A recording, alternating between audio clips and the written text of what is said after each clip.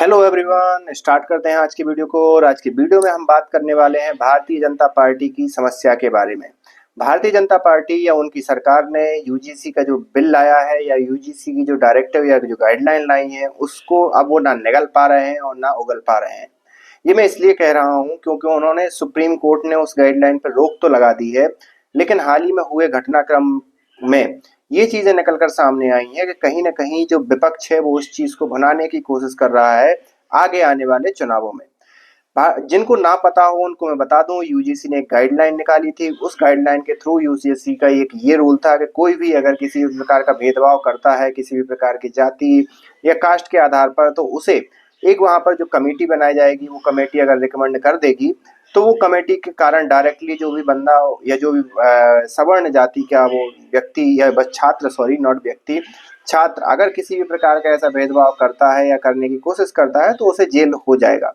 और ये एक प्रकार से एक गैर जिम्मेदाराना कदम था भारतीय जनता पार्टी का, जबकि उसे पता था कि उसका कोर वोटर पूरा का पूरा हिंदू है। और उसी के अगेंस्ट भारतीय जनता पार्टी ने इस प्रकार की गाइडलाइन लाई दी। हो सकता है उनको इस प्रकार का अंदाजा ना हो या जो भी हो, लेकिन आज की डेट में सोशल मीडिया है और सोशल मीडिया में हर एक व्यक्ति अपने अपने विचार रख देता है। और जब सोशल मीडिया के थ्रू लोगों को बातें पता चली, लोगों को वास्तविकता पता चली, तो कई विरोध प्रदर्शन हुए, लेकिन बाद में सुप्रीम कोर्ट ने उस पर स्टे लगा दिया। स्टे तो लग गया, लेकिन फिर बाद में विपक्ष ने भी इस चीज को तूल देने की कोशिश की और दिल्ली के अंदर, दिल्ली यूनिवर्सिटी के अंदर उस प्रकार की प्रोटेस्ट की। उस प्रोटेस्ट में एक सवर्ण जाति की जो महिला रिपोर्टर थी, उनका मैं नाम नहीं लेना चाहता, उसके अपने कंसर्न है, लेकिन वो वहां पर गई। उनके अगर आप वीडियो को देखें तो उनके जो क्लिक बिट है उसके हिसाब से उन्होंने अपने वीडियो को इस प्रकार से बना रखा था कि ज्यादा से ज्यादा लोग क्लिक करें, और कहीं ना कहीं जो इस चीज की जो भेदभाव या उस चीज को बढ़ावा देने का ही काम कर रही थी। वो क्लिक बीट उन्होंने उसी प्रकार से बना रखी थी और उस पर कुछ पर्टिकुलर समाज के लोगों पर भी उनमें टीका टिप्पणी थी उसी क्लिक बीट पे।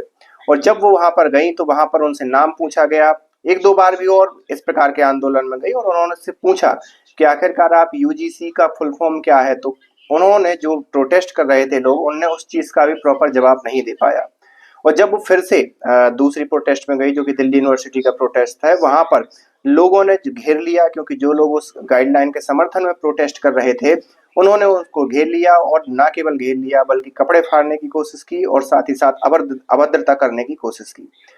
तो यहाँ पर कौन सही है कौन गलत है ये तो एक अलग बात है। सीधी सी बात है, आपको किसी भी महिला के साथ अभद्रता नहीं करनी चाहिए, कितने ही आपके विचार उससे सहमत हों या असहमत हों आप उनके विचारों से।